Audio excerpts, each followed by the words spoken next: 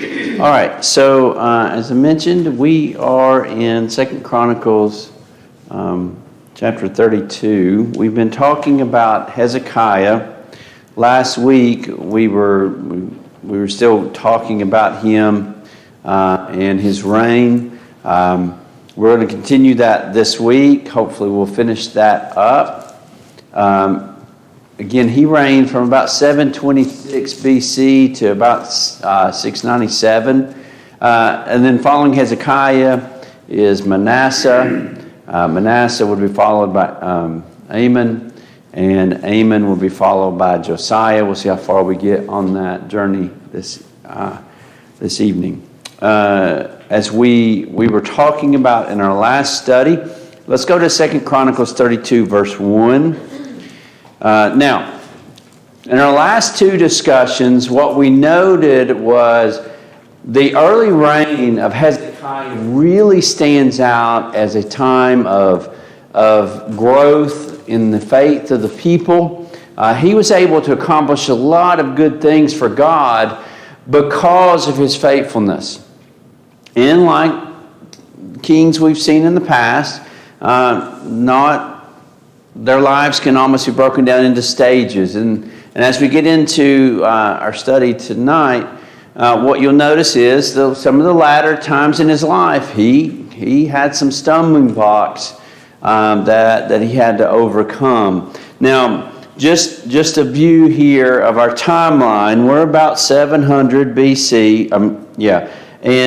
And you'll see how his reign overlaps with Hoshea. Hoshea reigned about 9 years before the northern kingdom was taken captive by the Assyrians.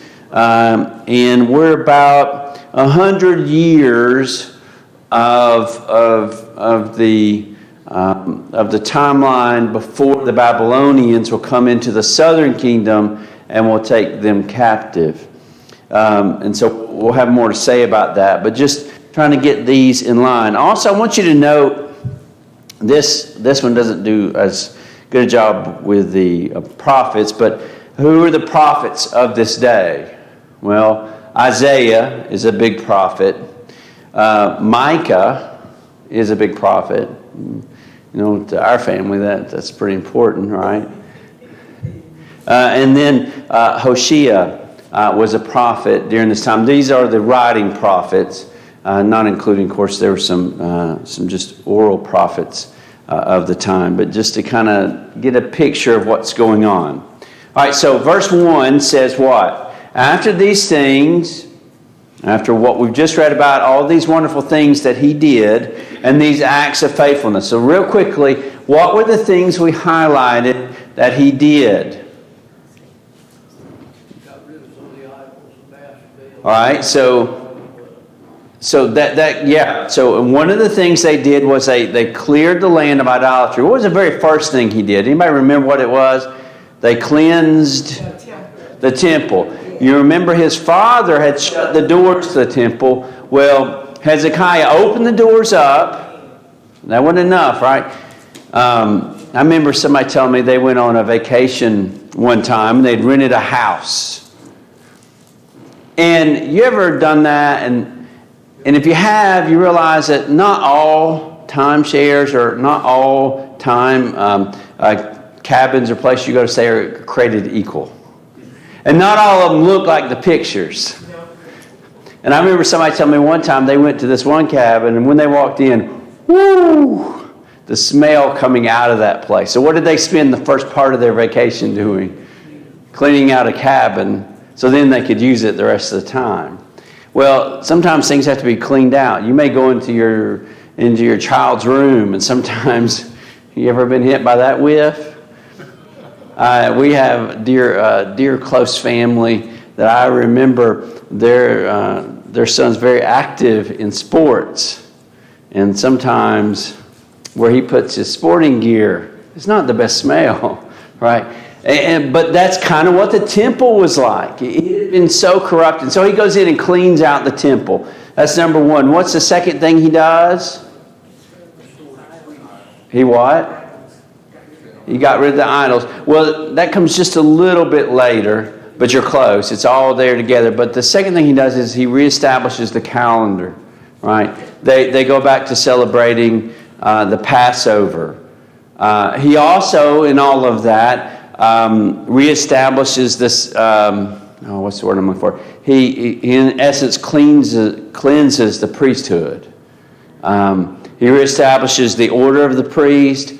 He has them re-sanctify themselves, re-cleanse themselves. Out of all of that, they then go and attack all these idols, and they clear the land. I mean, and it's not like former kings. He goes to and he cleanses the land, not just of the Baal worship, not just of the idols around the temple, because you remember his father had put idols in the temple and around it. He took care of all that. But he even went up to the high places. I mean, that's a big problem. Asa, Jehoshaphat, they were good kings, but they didn't get rid of the high places. And that caused them problems. Well, Hezekiah gets rid of all of that. And I think it's pretty important. So it was in all of those things he's doing that verse 30, chapter 32, verse 1 is talking about. After those acts of faithfulness, Sennacherib, the king of Assyria, came and invaded Judah and encamped against the fortified cities, thinking to win them for himself. There's a very interesting text here. Now, Hezekiah's done a lot of good things, right? How do you think he feels about this? What's going on here? I mean, could he possibly be thinking, God, why is this going on? What the text tells us is he invades the land and he takes every one of the cities around Jerusalem. Sennacherib, in his own writings later on, we found this out through archaeology and discoveries. In writing about this, Sennacherib says that he was able to take 46 cities in Judah. Now, if you're King Hezekiah and you're kind of shut up in Jerusalem, what might you be thinking? Sorry, I got a tickle in my throat. Why is this happening to me? Didn't I just do all this stuff for you, God? Why is God allowing this to go on? There's another time it says he tests him after he takes care of Sennacherib. There's another event where the text tells us God was testing him when the Babylonians come. And we'll get there in just a little bit, but you're right. I think this may be another test of God. But Sennacherib, what has he just done? Yeah, and lots of other places. Now, what we've already mentioned is that the Assyrians and the Babylonians are brutal. When they come in, they destroy, and they are brutal invaders. And so they come down into the land, and so now this becomes a test for King Hezekiah. When you say they're brutal, that's kind of an understatement. You know, when they took Lachish, Josephus, the writings of Josephus, you know, he portrays they didn't take Jerusalem, but they went and took some of the other cities, and Lachish was one of them. Mm-hmm. And the brutality, you know, they impaled the men and boys and marched the rest of their family by them. And then anybody that was, let's say, if they were in an office of control, they filleted them alive.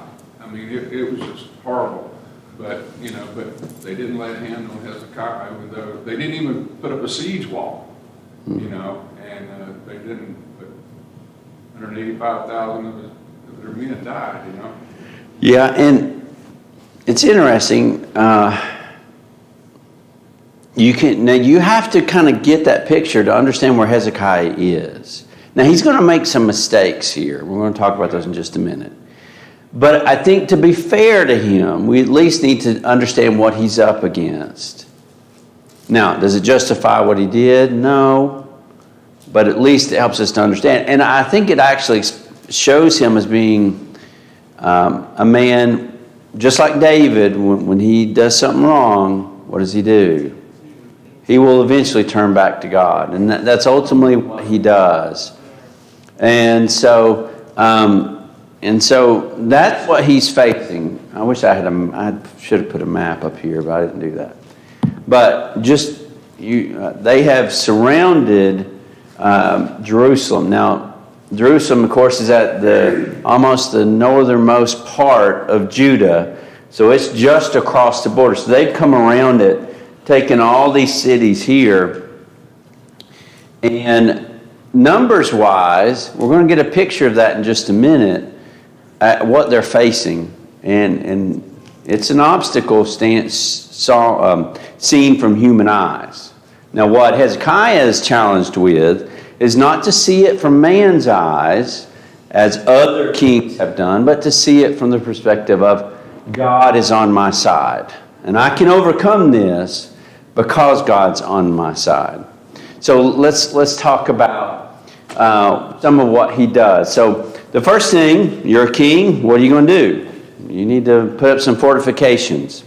Verses 2 through 4 tell us a little bit about what he began to do. It says, when he saw Sennacherib had come and intended to fight against Jerusalem, he planned with his officers and his mighty men to stop the water of the springs that were outside the city. And they helped him. Now, why would he want to stop up the springs? Obviously, I want to note that he knows they're coming. He has some amount of time to implement this plan. So he wants to stop up the springs. Why? You gotta have water. What's that? You gotta have water for people and their cattle and stuff. Yeah. And he's like, why should we provide the water so that they can just come and hang out here for a long period of time with the water they need? So he decides we need to stop up those springs so that it's not going to be so easy for them. And so he does that. Verse 5, he set to work resolutely and built up all the wall that was broken down and raised towers upon it. And outside he built another wall. He strengthened the Milo in the city of David. He also made weapons and shields in abundance. So again, what's the unsaid thing here? He's preparing for a battle. He's preparing for battle. Also, he's got some time. He knows this is coming.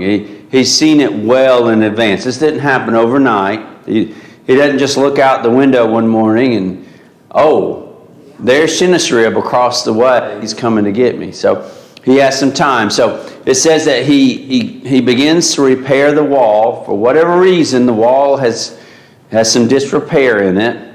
So he comes back. He has enough time to repair those patches. He then does what?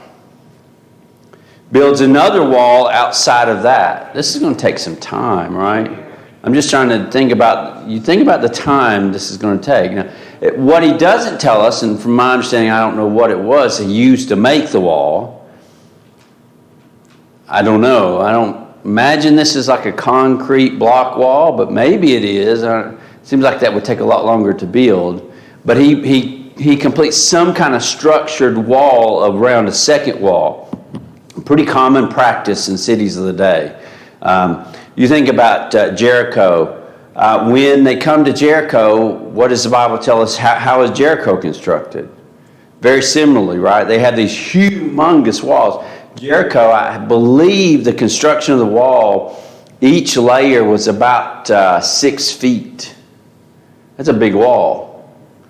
And so they have a similar construction around Jerusalem there to protect against this onslaught. So, going down to verse 6, he also notes he's making weapons and shields. Verse 6 tells us he set up combat commanders over the people.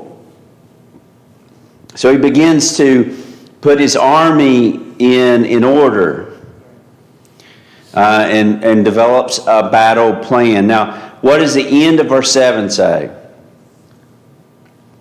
The people took confidence from the words of Hezekiah. This is going to be important.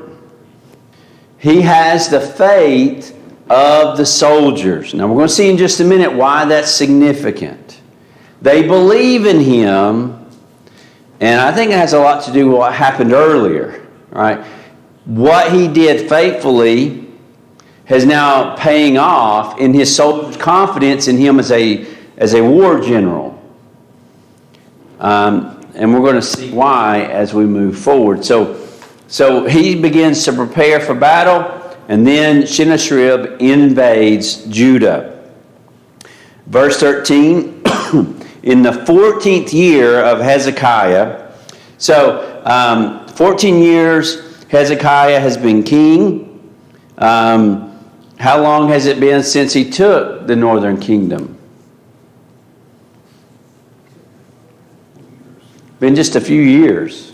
It's not been that long. Now you remember that it took Assyria 3 years to take the northern kingdom, and now we're a few years beyond that Sennacherib has now decided, well, now I'm going to go take Judah. And so it's in the 14th year of 29 years that Hezekiah is going to reign. Now it's interesting that Hezekiah reigns 29 years, because at the end of his life, how much time does he have added? 15, which you divide that out, he's kind of right on that line, isn't he? If he doesn't get that extension of life. But we'll note that in a little while. So they're prepared for battle. 14th year, the king of Assyria, Sennacherib, comes up against all the fortified cities. Hezekiah, king of Judah, sent to the king of Assyria at Lachish. Now, we just mentioned Lachish. That's where the king of Assyria is stationed.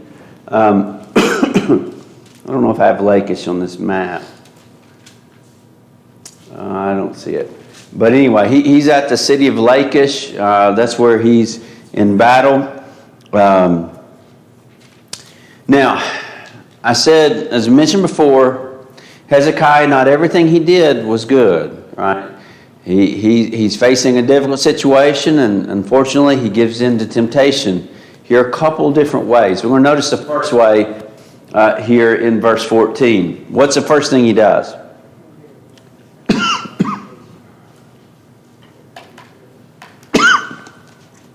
Sorry.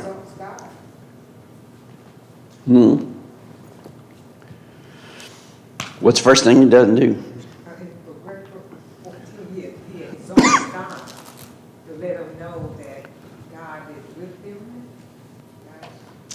No, I think he doesn't consult God.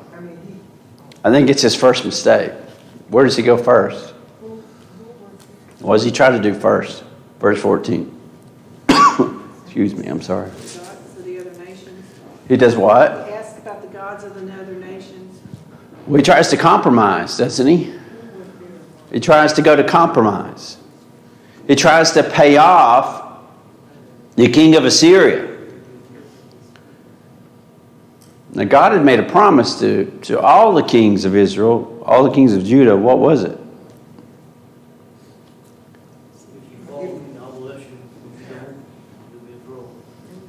If you're faithful to me, I will fight for you. Now, he doesn't go to God here. And I think it's his first big mistake. 32:14. Yeah. That's part of the letter of Sennacherib. You know what? I'm giving you the wrong chapter. I'm sorry. Yeah. My bad. 2 Kings 18. My fault. 2 King. Okay. Verse 14. I'm sorry. That's my fault. Thank y'all for correcting me on that. Yeah. 2 Kings 18, 14. Be good if I give you the right reference. Well, it's up there on the screen. 18. Yeah, I'm disagreeing with my own screen, aren't I? So he tries to compromise and to buy off the king of Assyria. Now, what's the king's response? Sennacherib's response.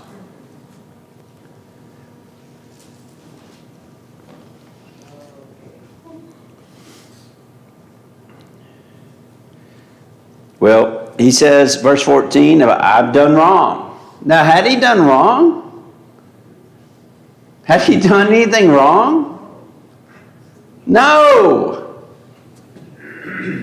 Yet he's just trying to pay off this mobster who's coming into his land and invading his land because he's a power-hungry, evil dictator. But out of fear, he says, whatever you impose, I'll bear. The king of Assyria required of Hezekiah, king of Judah, 300 talents of silver and 30 talents of gold. And Hezekiah gave him all the silver. It's not fun to watch somebody lose faith. What was the very first thing King Hezekiah did? What was the very first thing he did? And a good thing. He restored the temple. What is he doing right here? Get rid of the gold. He's desecrating the temple. He turns around, and because of fear, he then desecrates the very thing that God praised him for.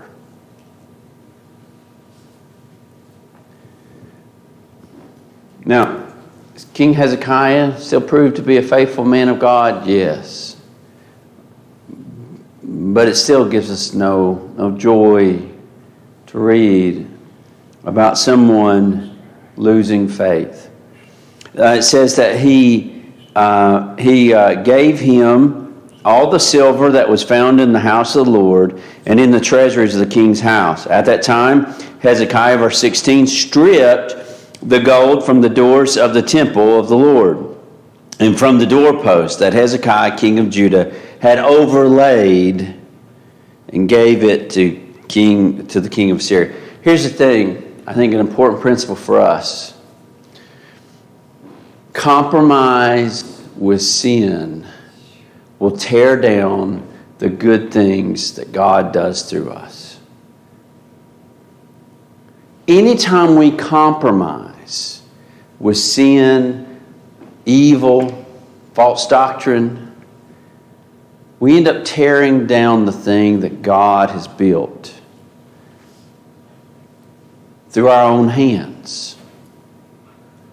We cannot compromise with sin. We cannot give in.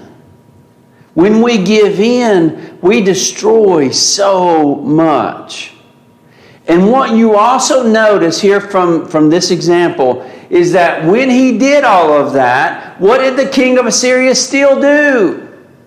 He still invaded.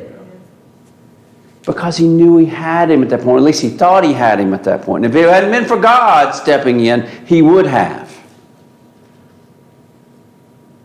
When we begin to compromise with sin, with evil, it will not be satisfied by what we first offer it. It will always want more. That old proverb is so true, and I know it's kind of cliche-ish, but sin will take you where you don't want to go. It will keep you longer than you want to stay, and it will cost you more than you wanted to pay. And it does that every time. We can't give in to that temptation. We can't look for the easy way out. Hezekiah, I have some sympathy for him. Because you know what? I've been there. And you have too. Sometimes we don't see a way out. We don't see the way to avoid sin, and so we compromise with it. What God reminds us of, and I believe this is the real message of 1 Corinthians 10:13. We don't see the way out always. We don't see the way God's going to deliver us. He just promised He will. What's the emphasis on us is when we don't see a way out, it's just to trust Him to provide it. And not to give in to temptation. Because temptation will lie to us. It'll make us think, oh, it's okay, just this one time. And then that's what you hear the 10th time and the 20th time. Just one more time, it won't matter. It doesn't matter if you go every Sunday to worship. God's okay with that. That one more sip isn't going to kill anybody.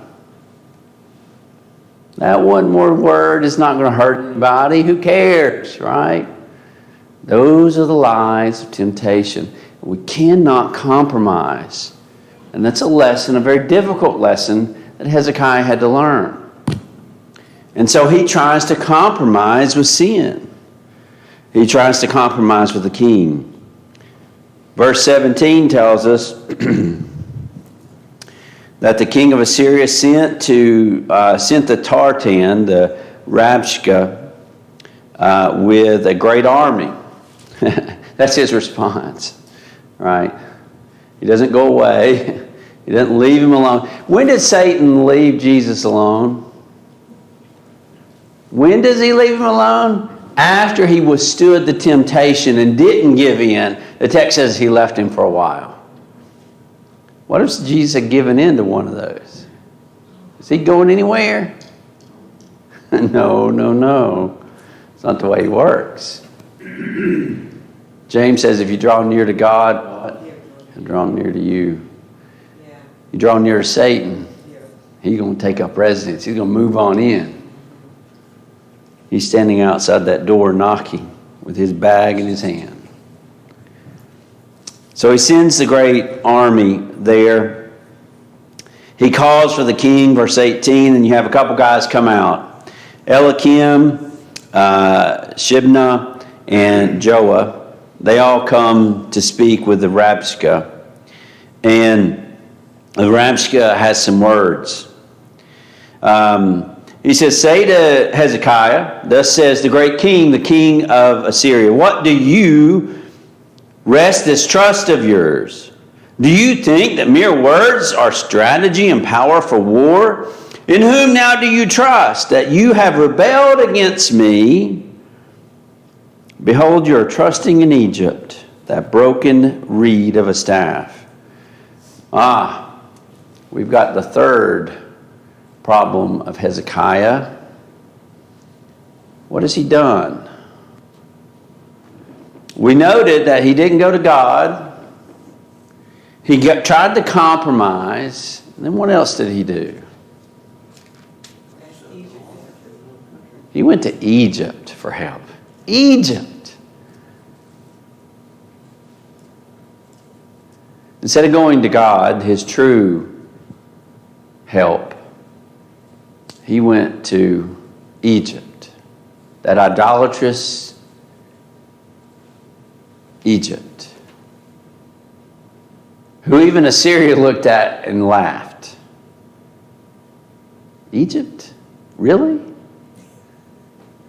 Some of us have struggles in life. Who do we go to for help? The lesson should be what? We go first to God. But then, what about after that? Does God give us other sources of help?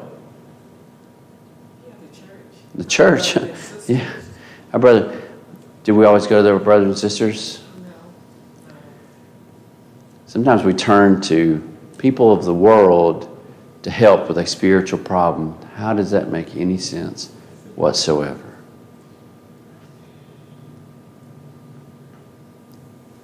I have a problem physically.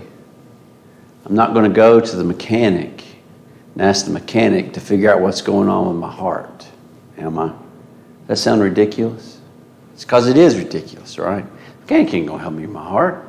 Now, if my car has a problem, mechanic may be the very person I need to speak to. If I'm struggling spiritually, should I be going to people who are of the world, who are living in the world, like the world? What kind of advice are they going to give me? They're going to give me godly advice? But It's okay.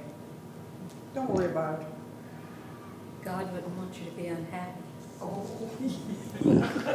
That's the fame of many in the world, right? I've heard that with. When did God ever promise us happiness? It's the silliest thing I ever heard, right? But it's also silly to go to people who are lost, seeking help on how to be saved. Where do we turn when we need help? Turn. Like, you know, we just talked about, he tore down the gods and the idols, but he goes to an ally, or trying to make an ally of a country that's what they believe in, you know, is worshiping false gods. So it's kind of, Sick people going to sick people for help. Now, it's not that we in the church have it all figured out, but at least we're all trying on that same path, aren't we? I think we at least have an instruction book, and the world doesn't acknowledge that. They're not even traveling down this road, right? They're not even trying to go this way. They're over there somewhere. Hezekiah. I can't maintain my reputation if I come to somebody in church. They'll find out I have problems. They'll find out that I'm really struggling and all that stuff, you know, so I don't want them to know that. So, yeah, if I go to them and ask them, then they're gonna understand that I'm, you know. Which- That I think is a problem we have to deal with, is we try to maintain this picture of who we are, and we may not be that really, and we don't want people to find out. So I'd rather go talk to somebody else than let the brothers and sisters of the church find out what's really going on. Which is That's the problem. brings up another issue for us in the church, that we need to be inviting people to come to us. When they need to, we hope that we give people reason to want to come to help from the church, that we don't push people away. But at the same time, when we need help, where are we seeking it from? And so it's both sides there. We've got to make sure we're doing what we're supposed to be doing, both as the one who's there to help and the one who is seeking help. And I think that's developing relationships. We have to know one another to feel comfortable enough to share those things that we're struggling with. That's why being a part of the church is more than coming to worship.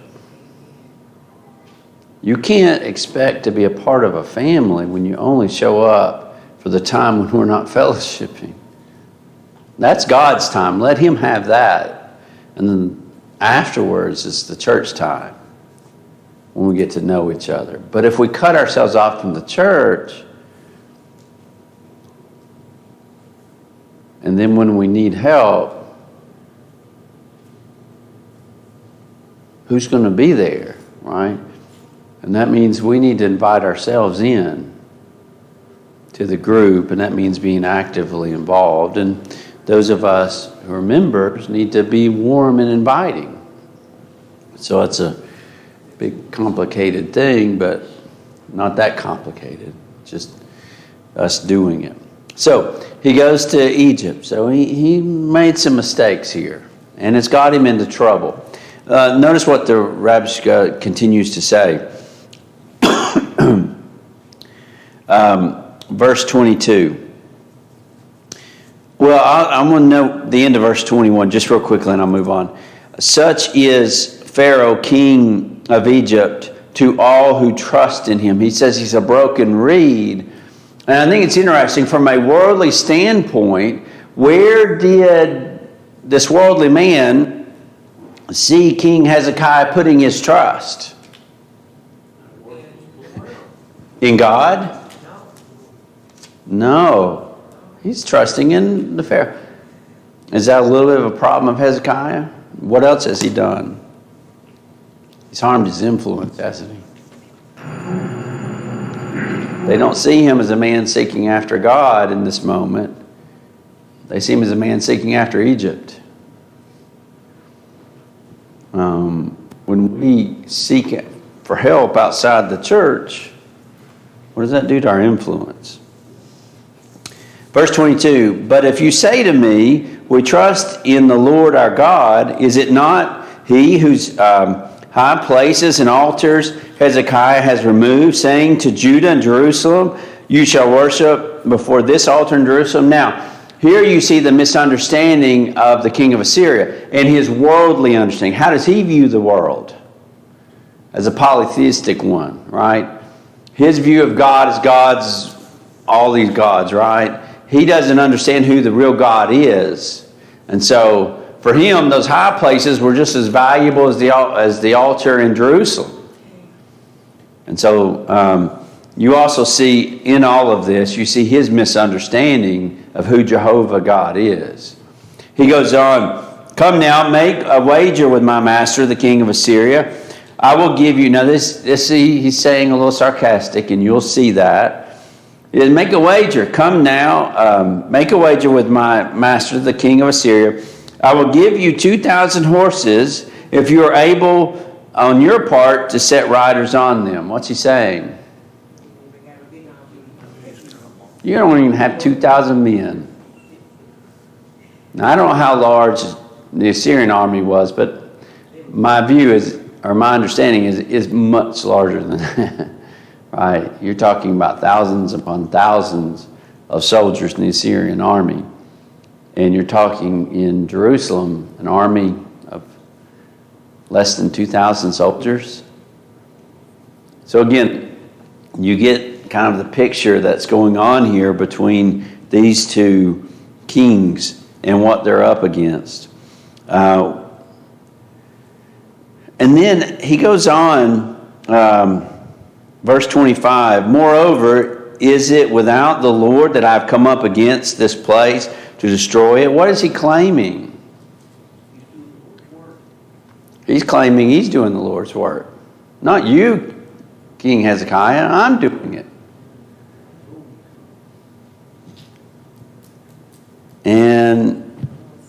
And so he will go on to blaspheme God. That in itself is a blasphemy against God, is it not? And then in verse 26, Eliakim and the other men say to the Rabshakeh, please speak to your servants in Aramaic. Why? For we understand. Do not speak to us in the language of Judah when the hearing of the people who are on the wall. Why do they not want them to speak in Hebrew? Keep them ignorant of what's going on. Discourage the people. They're worried that they hear this, then they're going to run away, right? They're going to give up. Now, remember what I said earlier about the faith of the men in Hezekiah. It's going to be real important. Let's go on. But the Rabshakeh understands what they're asking for. And so he says, has my master sent me to speak these words to your master and to you and not to the men sitting on the wall? He sees an opportunity, doesn't he? Who are doomed with you to eat their own dung and to drink their own urine. Not a pretty picture, right? If you go into verse 28, let's see. He says, let's go down to verse 31. The Rabshakeh speaking to the men on the wall. He says, do not listen to Hezekiah, for thus says the king of Assyria. Right? Do not listen to him. He says, make your peace with me and come out to me. And he's trying to get them to give up. I encourage you to go back and read all that. But I want you to get down here to the end. So he's saying that. He says, how's your God going to deliver you? He didn't deliver any of the other people, did he? Verses 33 and following. Verse 36, but the people were silent and answered him not a word, for the king's command was, do not answer him. The men stayed on the wall. They didn't run away. They didn't give in to their demands. The men stayed in their place.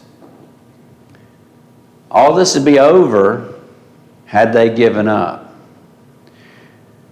You know, what we don't often think about in these conflicts is the faith of the soldier.